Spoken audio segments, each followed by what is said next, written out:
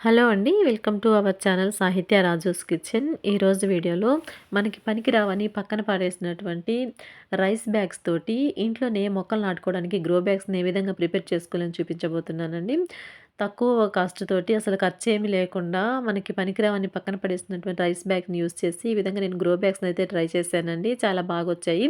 వీటిలో ఈ విధంగా మట్టి నింపి నేను మొక్కల్ని కూడా నాటాననమాట.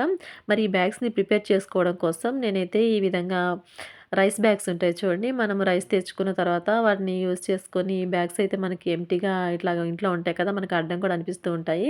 మొక్కలు నాటాలి అని ఇంట్రెస్ట్ ఉన్న వాళ్ళకి, గార్డెనింగ్ చేయాలనుకున్న వాళ్ళకి ఇది కూడా ఈ వీడియో యూజ్ అవుతుందని నేను చేశానండి. ఈ విధంగా కొన్ని మనకి పనికిరావని పక్కన ఉన్నటువంటి రైస్ బ్యాగ్స్‌ని అయితే కొన్ని తీసుకోండి. ఇప్పుడు నేనైతే కొన్ని బ్యాగ్స్ తీసుకున్నాను. ఇప్పుడు వీటితోటి గ్రో బ్యాగ్‌ని ఏ విధంగా ప్రిపేర్ చేసుకోవాలో చూపించబోతున్నాను చూడండి.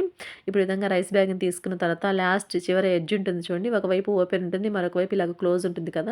ఈ క్లోజ్‌గా ఉన్నటువంటి వైపుకి ఈ విధంగా వీడియోలో చూపిస్తున్న విధంగా బ్యాగ్‌నైతే ఫోల్డ్ చేసుకోండి.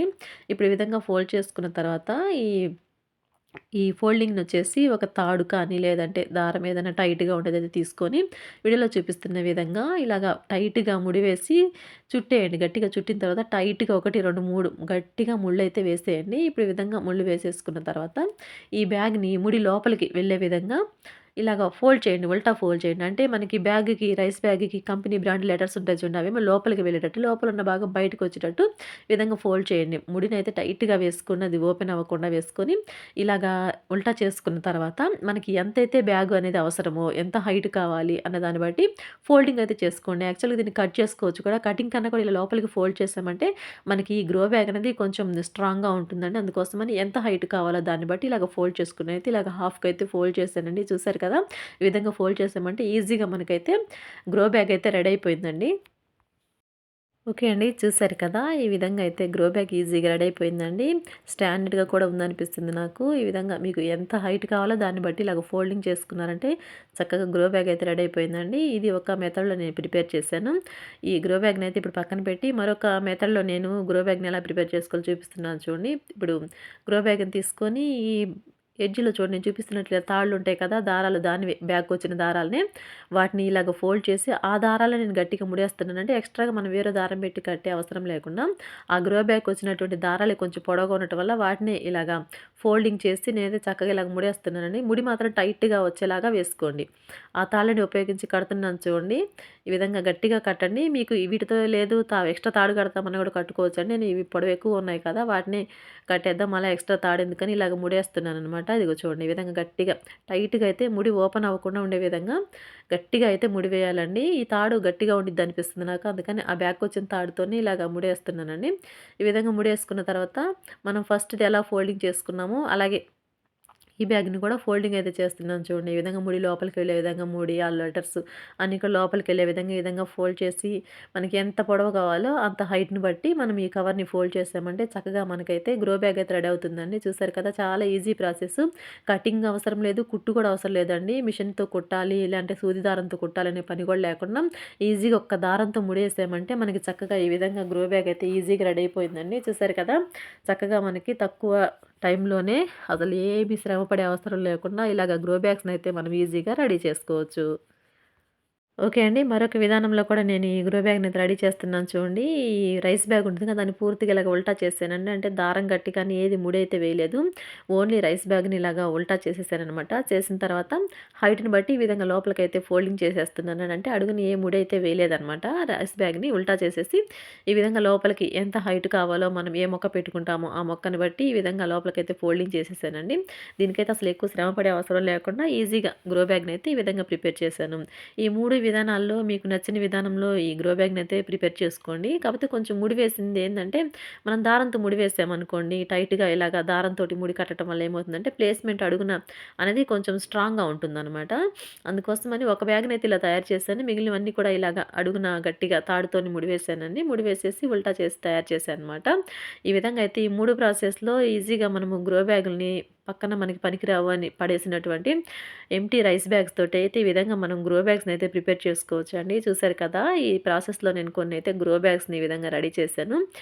ఇప్పుడు ఈ గ్రో బ్యాగ్స్‌లోనికి మనం మట్టినైతే ఫిల్ చేసుకొని, ఏ విధంగా మొక్కలు నాటుకోవాలో చూద్దామండి. అందుకోసమని ఈ గ్రో బ్యాగ్స్ అన్నిటికి కూడా నేను ముందుగా ఇలాగా చిన్న చిన్న హోల్స్‌నైతే పెట్టానండి. ఇది సిజర్‌తో కానీ, లేదంటే మనకి టెస్టర్ ఉంటుంది కదా! ఆ టెస్టర్‌తో కానీ ఇలాగా అన్నిటికైతే హోల్స్‌నైతే పెట్టానండి. మట్టిని ఫిల్ చేసిన తర్వాత కూడా హోల్స్‌నైతే పెట్టుకోవచ్చు. నేనైతే ఇక్కడ ముందుగానే కొన్ని ఇలాగా బ్యాగ్స్‌కైతే హోల్స్‌నైతే పెట్టేసాననమాట.